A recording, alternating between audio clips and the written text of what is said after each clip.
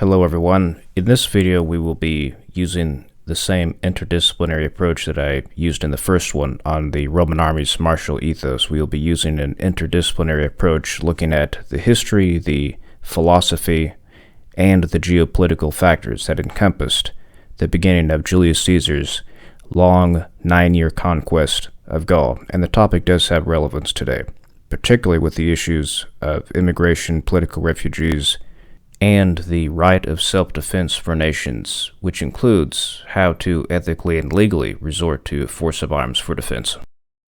The Hellvisions, or Helvetii, as the Romans called them, decided to migrate en masse from their homeland in the Alps, which corresponds roughly to the western portion of modern-day Switzerland.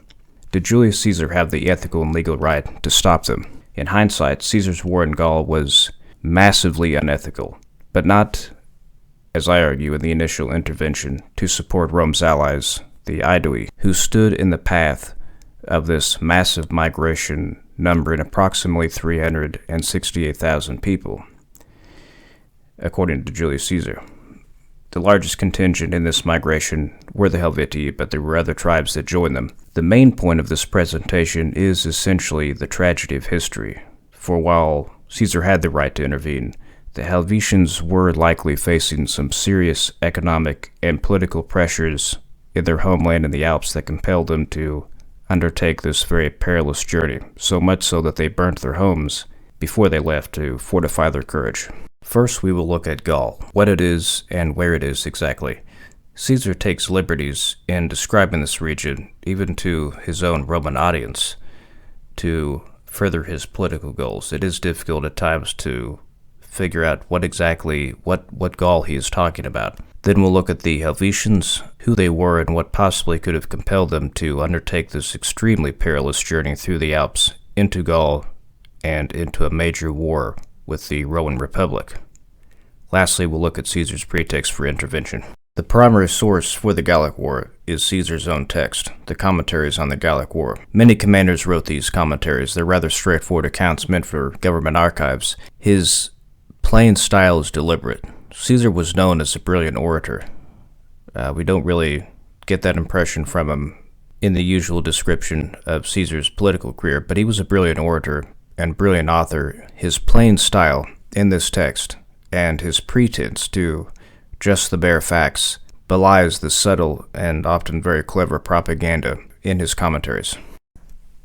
So, to briefly discuss the man himself, I would describe him as a psychopath, or at the very least, borderline. If you know anything about psychiatry, you know not every psychopath becomes a serial killer. In fact, we have many psychopaths, borderline, who not only function in normal society, but thrive because they are ruthlessly determined. So again, I'm not defending Caesar himself in this presentation.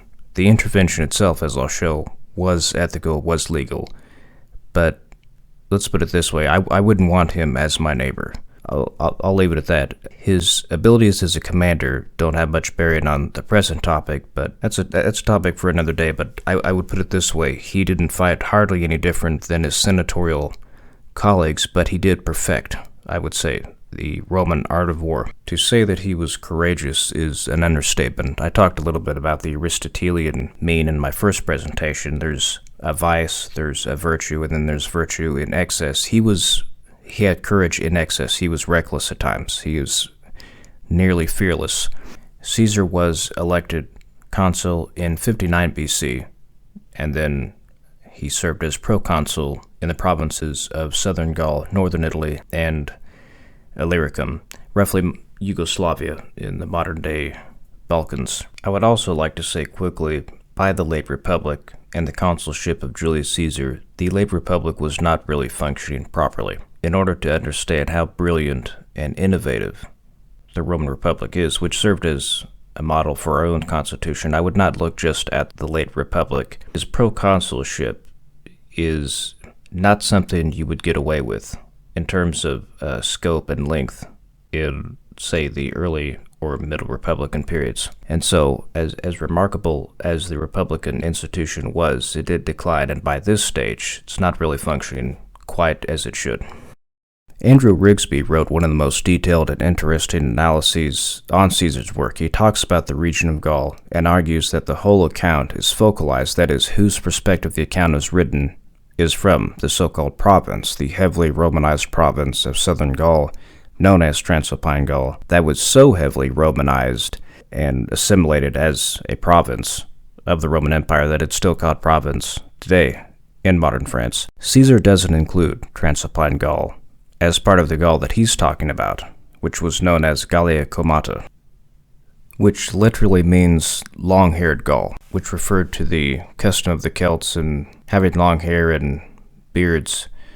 So, if you have a beard, like I do, you are a barbarian, and you must be conquered.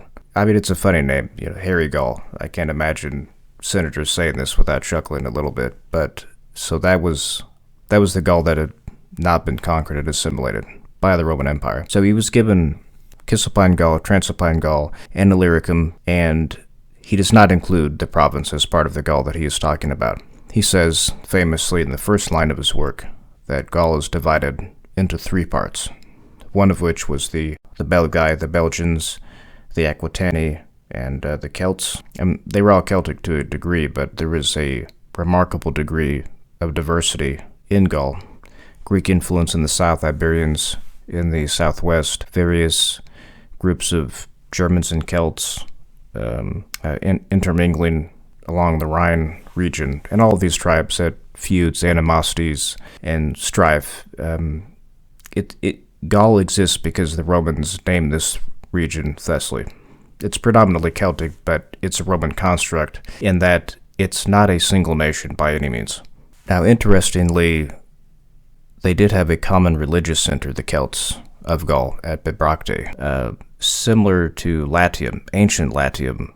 The ancient Latium that was long before Caesar's day. The Latins, including Rome was one Latin city among many, had a common religious center in the Alban Hills, where the Latins celebrated a festival to Jupiter. So as I noted in the beginning, the topic has relevance on immigration and political refugee status today. Caesar records that around 360,000 people compose this massive group migrating into Gaul, the Hellvisions and their allies. The number is probably exaggerated, but no doubt it was a substantial number of people. In the modern era, these kinds of mass groups of entire families and nations on the move have become rare. But you're probably familiar with some recent examples from history. Here are some images from the partition of India and the recent Guatemalan and Honduran refugee crisis. There is a famous cognitive scientist by the name of Steven Pinker who has written a couple of works, Enlightenment Now and Better Angels of Our Nature. Better Angels of Our Nature looks at how violence has declined and continues to decline. Enlightenment Now looks at how his argument is the Enlightenment values of the West, reason, science, humanism, have contributed, as the data shows, improvement worldwide in all the major categories like health, literacy, communication, happiness, peace, etc. And this data is pertinent because people who undertake a mass migration are probably not in a good place to take all of their families, leave their homes, and undertake these sorts of perilous journeys. And so there were a number of these migrations in Roman times, and chaotic international political climate, massive agricultural failures, compel these people to undertake these mass migrations. They become rare, and that's probably a good thing. As we'll see, this migration into Gaul resulted in a major war and massive casualties and suffering. In Africa, one of the most destructive series of forced migrations was caused by the Zulu Conquest, led by their leader Shaka, another psychopath. The Mephakane, known as, I may not be pronouncing that correctly, but it translates as the crushing, which left between 1 to 2 million people dead. And there's a lot of people dead when you can't narrow it down to how many millions. Aside from that result, it did make it easier for whites to infiltrate South Africa and to conquer both the Zulus and the Bantus that they attacked. Around 400 BC, large-scale Celtic migrations begin entering Italy, and they take over northern Italy, Cisalpine Gaul, so thoroughly that it becomes known as Gaul this side of the Alps. I know there are major differences between the insular Celtic cultures of Britain and the mostly extinct Celts of Europe. There's some survivals in there's some survival of their culture in Brittany, but those were Celts who had migrated from the British Isles. But the continental Celts are mostly extinct. But it is still remarkable if we can pause and reflect on how Europe at one time was dominated by Celts, people speaking a language similar to modern Irish, and Ireland, which is a bastion of Gaelic culture today, but it used to be spread out all over Europe before the Romans came. Rome was sacked by the Celts in 387 BC. It was an event so traumatic that the Terror Gallicus, the Gallic terror, was burned into the collective conscience of the Romans for centuries. So what caused these migrations? Could be a number of factors all operating at the same time. First, our ancestors, regardless of where you come from, at some point depended on subsistence level agriculture. And so, despite back-breaking labor, your crops could still fail, in the case of a drought, perhaps. And some of this might have to do with just the lack of crop diversification, lack of crop rotation, poor soil. And so when these events happen, a nation then faces over a population and they have to move. And these sorts of problems didn't just happen in Northern Europe among the long-haired peoples, but in Italy there was a ritual known as the Sacred Spring, the Ver Sacro, mentioned by multiple authors. It has one of these ominous-sounding names that almost sounds like a horror film, and it is horrifying what it actually entails. Almost reminds me of The Wicker Man. That was good. There was another one, Midsommar, that was not as good, but it had something to do with like a seasonal festival that entailed human sacrifice. That one was not good. Regarding the lead actress, you knew something was going to happen, and you were like, whatever's going to happen, let's do it quickly. But anyways, Strabo provides a description here of the Sacred Spring, and Strabo he's not a good author, but he is a good geographer, and I made some adjustments here to get to the point. The Sabines were among these Oscan hill tribes east of the Romans who lived in the Apennines, the mountain range that runs the breadth of Italy. And as he writes, they made a vow that they would consecrate to the gods the productions of the year, their crops, in a time of scarcity, that they ought likewise to have consecrated the children. This they then did, and the children born at that period were called the sons of Mars. So the elders deemed it too cruel to simply kill the children. I agree. But unfortunately, when these children grew up, they still decided to exile the children, and they would be forced by sons of Mars, the war god, to conquer or to die. And I can only imagine what this would be like today if we told our young people, you must conquer China or die. And we would see if all of this video game training could be put to use. And I'm no saint here either. I play too much Elder Scrolls. And so, faced with this decision, I would just say, kill me now. I'm not up for it. Not for any moral reasons. I just wouldn't be up for it. I can't even get up on time in the morning. So, I'm not up for conquest. And this presentation has gotten weirdly personal all of a sudden. So let's move on to the next slide. Sometimes it was political pressure from other tribes that would compel a tribe to move, similar to the crushing described above in South Africa.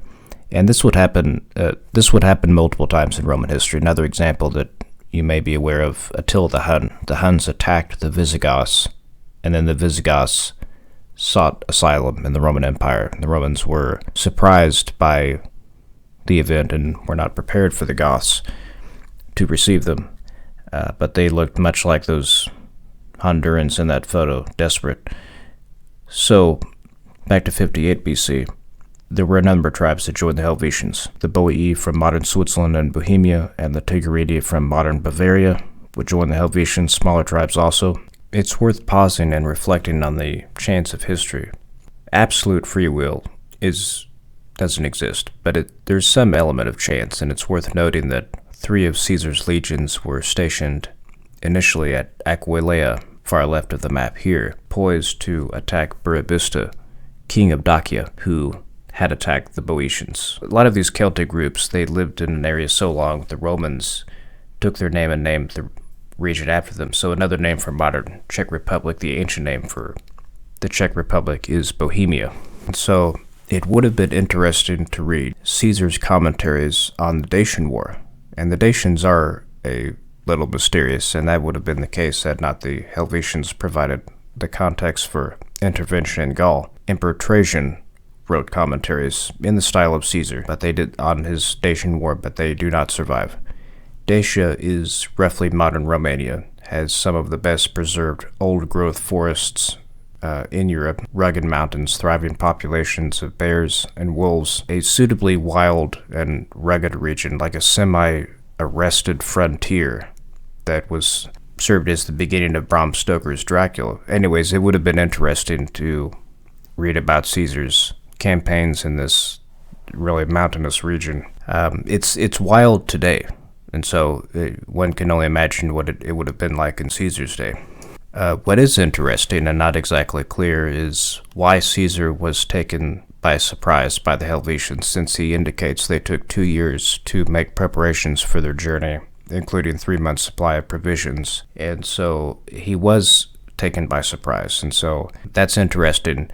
And yes, a portion of his force was at Aquileia when the commentaries begin. So the Dacians had pressured some of these other tribes. The Germanic tribes, as Caesar indicates, had attacked the Helvetians. And it's worth noting that the Greeks and Romans, their philosophy, politics, were more advanced in many ways than these Northern European tribes. But to say they were primitive is not accurate. And to merely describe them as passive victims of Roman imperialism is also inaccurate. And there is a bizarrely ironic form of prejudice that you see occasionally. And I want to be specific, from observers of a liberal persuasion who are not self-aware, who take away agency from victims of imperialism, as indeed the Celts and some of the Germanic peoples were. The Northern European tribes were advanced and competent enough to be dangerous in their own right to their neighbors. And indeed, warfare was a commonplace. Raiding and pillaging was endemic. War was glorified. The warrior was preeminent in their society. So victims they were of Roman imperialism, which was usually more devastating because the Roman army was more effective than theirs. But these tribes were not, let's just say they were not as pure as the driven snow. The following is Caesar's description of the Helvetians. They surpass the rest of the Gauls in valor, as they contend with the Germans in almost daily battles when they either repel them from their own territories or themselves wage war on frontiers, meaning they initiate the conflict. Confined on every side by the nature of their situation, meaning the topography of their homeland in the Alps, they could range less widely and could less easily make war on their neighbors, for which men fond of war were affected with regret. So in other words, they were regretful that they couldn't attack people more easily. Their objective was the land of the Santones along the Atlantic seaboard, and at least according to Caesar, they aimed at the total subjugation of Gaul. Essentially, he is describing a desire for living space. This was the infamous term used by Adolf Hitler to describe and justify the German colonization of Eastern Europe. In a modern context, it makes less sense because after the Industrial Revolution, food production was made a lot more efficient, and even before that, peoples like the Dutch and English were thriving and had a great deal of wealth through commerce.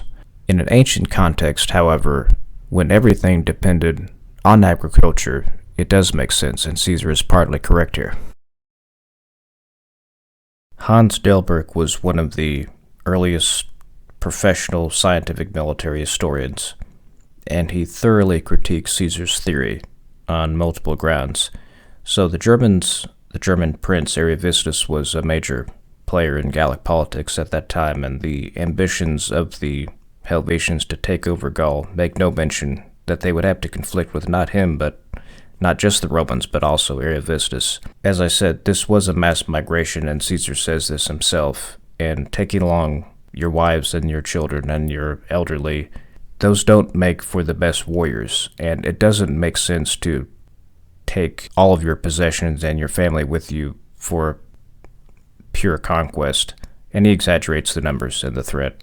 And the area along the Atlantic seaboard of modern France is hardly a staging ground for conquest. His conspiracy theories I don't find convincing, though, that the Hellvisions were invited into Gaul to form sort of a pan-Gallic alliance against Ariovistus and the Germans and the Germanic tribes who were the dominant hegemonic power at that time, who also, interestingly enough, was a Roman ally who Caesar would later attack. So while I appreciate his criticisms of Caesar's theory, if everything Caesar said was a lie, could not the Romans see through it, since they're more aware of the situation than we are? Like most of what Caesar says in his commentaries, it's at least partly true, but it's not the whole truth. It does seem that the Hellvisions, like most Northern European peoples, were engaged in endemic raiding and warfare. So were the Romans, even more so, but their warfare was a lot more destructive. But nobody was peaceful in this time period. And so, with their warrior culture, they unsurprisingly looked to more fertile lands, the more fertile territory of Gaul, as an improvement on their own land, whose arability was very limited. The Romans dealt with this in Italy. The Oscan hill tribes that I mentioned before, the Versacrum, which may have led to a number of Italic conquest of Greek cities and Etruscan cities. Some of those conquests may have been influenced by the Versacrum. A lot of those Apennine hill tribes looked to the more fertile areas of Italy as an improvement on where they were, and so that's likely, but I don't view their aims. It's not likely they were aiming to conquer all of Gaul. Caesar was, though. I mean, in hindsight, that's what he did. I don't know if he was aiming, if anyone, Caesar or the Hellvetians, were aiming at total conquest of this artificially constructed region so early in the campaigns. Lastly, there was indeed a conspiracy.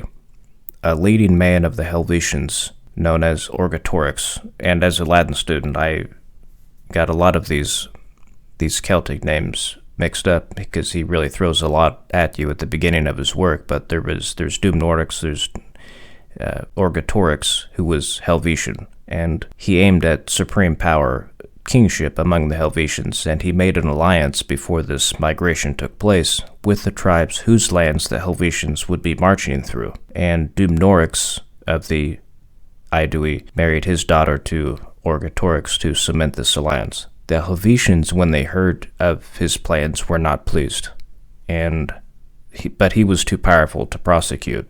When he died, though, the march went ahead anyways, and so pan-Gallic alliance or not, the migration took place in any event. So the preparations take 2 years.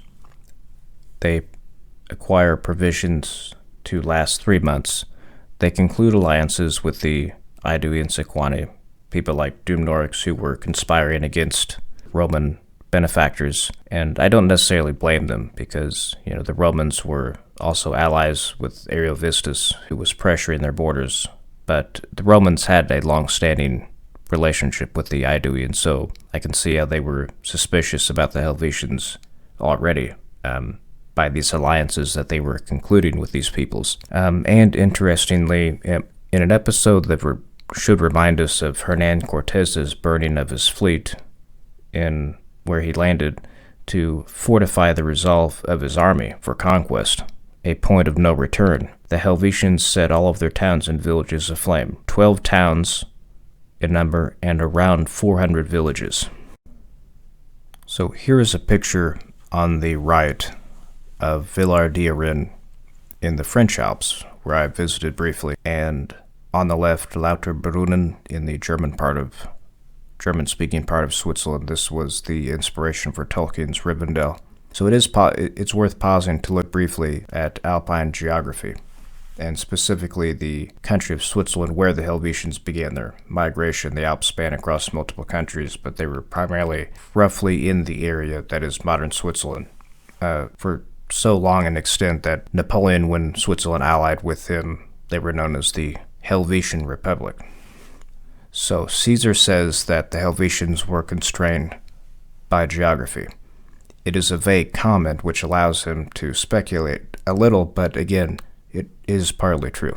It is a fact that economic expansion and high population density continues to encroach on the very limited amount of arable land in Switzerland and has contributed to environmental concerns. For the most part, the Swiss have managed this very effectively. The land is also very weak in natural resources. The chief resource of Switzerland are their workers. Like Germany, when they rebuilt, the economic miracle of the 50s and 60s after World War II, these are relatively small countries, at least compared to the USA, China, and the USSR. So the total output of their highly educated, highly skilled, efficient workforce can't be absorbed by the local domestic market, so they look to world markets, and Germany was the leading exporter for many years, even more than China.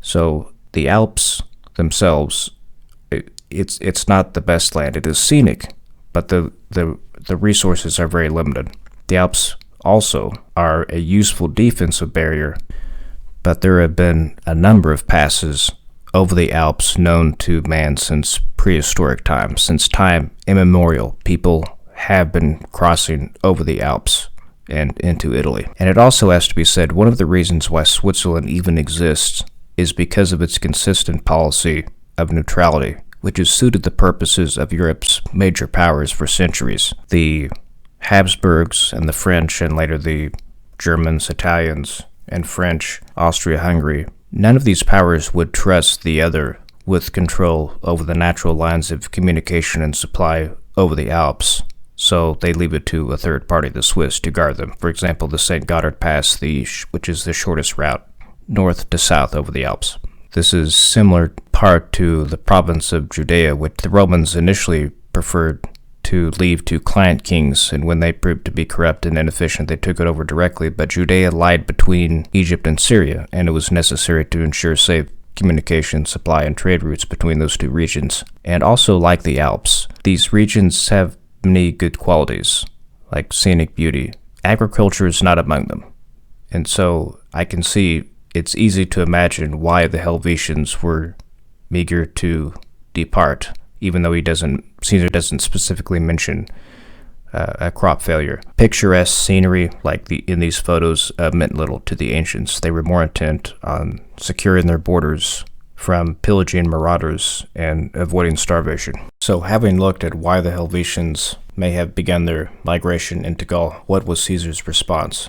In short, he refused and prepared to defend Roman territory and allies and repel the invaders from whence they came. As we've seen, he exaggerated the numbers and he speculated about their aims. Nevertheless, if Caesar was too transparent, his rivals definitely would see through it and exploit it. It's difficult to avoid hindsight, but we can remember the genuine Roman trepidation about mass migrations. One was barely repelled by Caesar's uncle, Gaius Marius, after numerous Roman generals and their armies had been wiped out. So there was a genuine fear of these migrations. It was real, and the behavior of the Helvetians before and after they crossed the Jura Mountains justified Caesar's concern. So returning to Rigsby and his brilliant work on this text, he discusses the concept of just war and provides a quote from a work that I have not read myself. The author, Collins, writes, Caesar's statement that he crossed the frontier with his army before he received any request from the Aedui, and before he had any knowledge of the plundering of the Helvetians, would suffice to hang him in a modern war crimes trial. Rigsby replies, Caesar's failure to meet, or for that matter address himself to modern standards, does not tell us much. about whether he had to deal with some other set of standards, and I agree.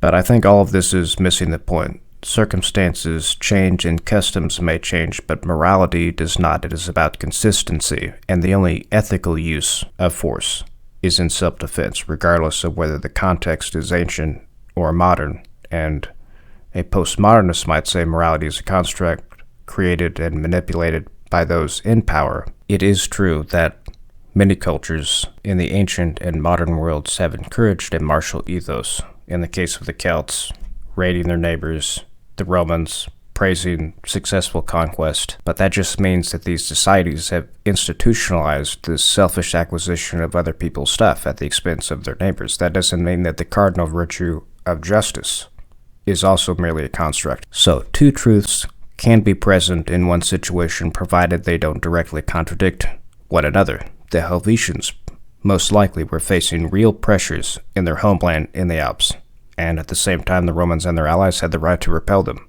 As I said in the beginning, this is the tragedy of history. People with no virtue or fault of their own finding themselves between a rock and a hard place. Fides essentially means trust, trustworthiness, and means essentially the obligation of someone to keep their word in a business contract. And it was also, in a sense, the foundational principle of the Roman Empire, the staunch defense and support of Rome's clients, allies, and the local elites that they depended on to rule the empire. Without support of the locals, the Roman Empire would not have been possible otherwise. It was simply too vast a territory. This would entail the Romans coming to the defense of the local elites, provided they were loyal, if they were threatened by an insurrection from the lower classes, or if they were threatened by a foreign invasion, as in the case of the Aedui and the Hellvisions. As proconsul, Caesar's duty was to defend Roman territory and Roman allies. There was not, in this context, in this ancient context, laws that regulated international relations, like the Geneva Code or the UN Charter, which I'll return to in a moment, but there were customs that nations more or less abided by, like not harming ambassadors, and normally parley before a major set-piece battle, given how catastrophic ancient battles were, given the close proximity of their armies. A defeat could be quite catastrophic. And furthermore, as noted, getting back to economics, the Aedui safeguarded the trade route down the Saone River to the province, and so the province could not be threatened. The Helvetians could not be allowed to enter the province, nor could the Aedui who safeguarded the trade route into the province be threatened either.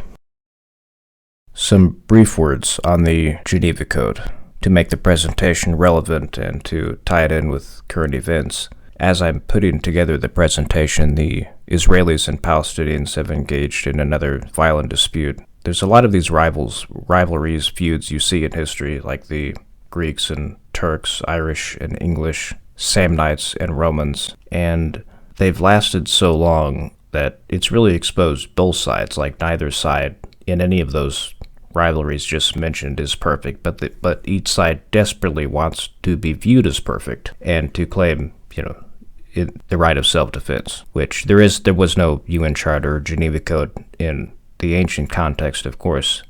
In today's world, we have the UN Charter, Article 51, which says that every country has a right of self-defense. That is only half of what it says, though. You can only resort to force after you've exhausted a diplomatic means of resolution, and then you have to wage war within the conventions of the Geneva Code if you're a signing party to that, meaning you can't do collective penalties.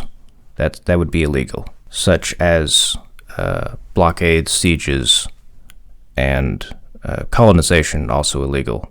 The rationale is very simple. If you're punishing a whole group of people and only a small part has committed any wrongdoing, it is unethical to punish the entire group when not everyone is actually guilty of doing something. To put it politely, with all of these rivalries, like including the ones that are relevant here, the Romans and Samnites, they fought like 7 wars in Italy, And with the Israeli government and Hamas, like after a while, it's almost like they've earned each other's company. But as odious as Hamas is, their ideology is indeed odious. The law resides here on the side of the Palestinians. But I won't go into further details. This is not my field of expertise, but it is relevant. It is true that a mass migration of a few 100,000 people in an ancient context is way more serious than crappy homemade rockets made in a garage. So returning to the point above about the UN Charter. So let's say if one side adopted a tactic from the playbook of the Norman Knights in Monty Python, let's say they farted in the general direction of their enemy, and the other side said, well, I mean, we have been attacked, so now we will deploy our full nuclear arsenal in retaliation. Well, you can't do that, obviously. You can resort by legal means of defense.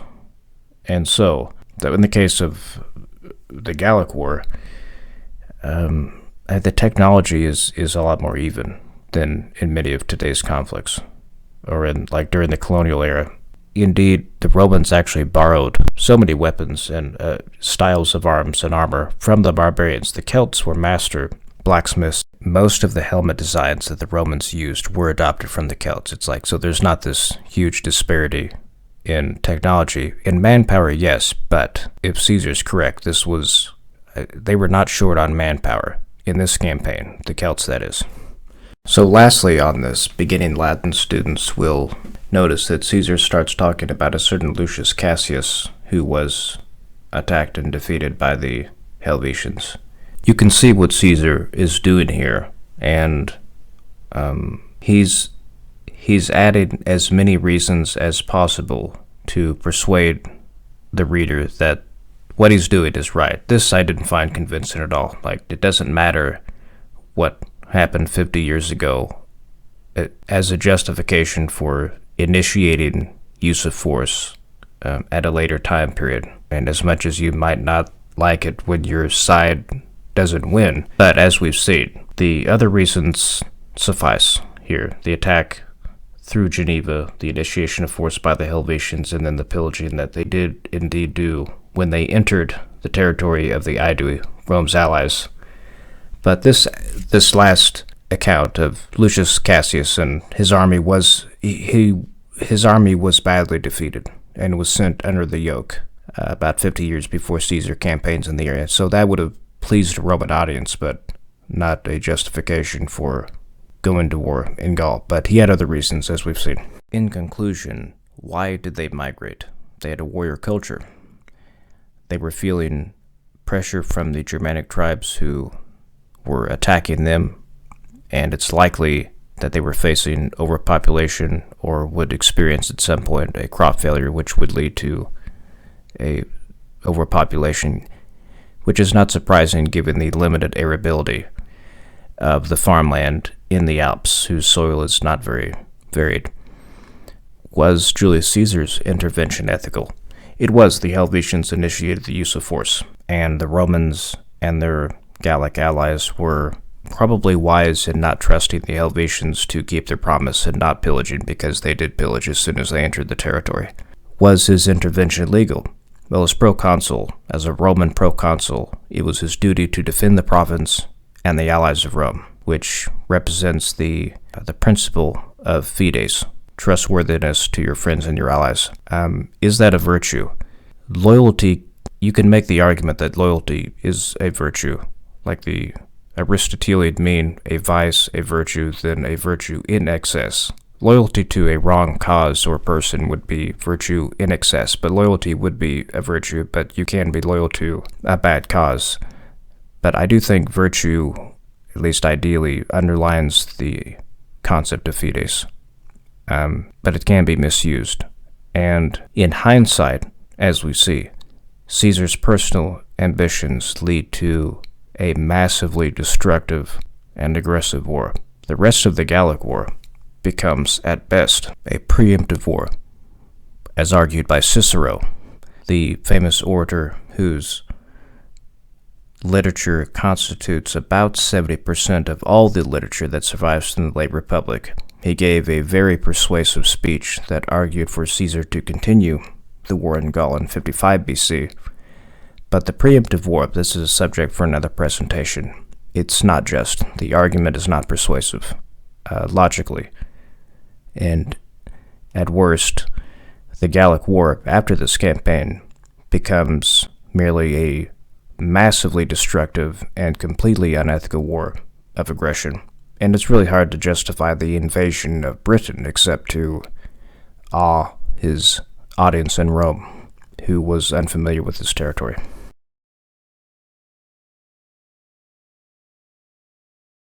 So thanks for listening, and you can visit my website for video or audio downloads for these presentations and lectures. If you prefer the audio, that would be a good companion for a long road trip, or if you want to take a look at my other options, visit the website, and thanks again for listening.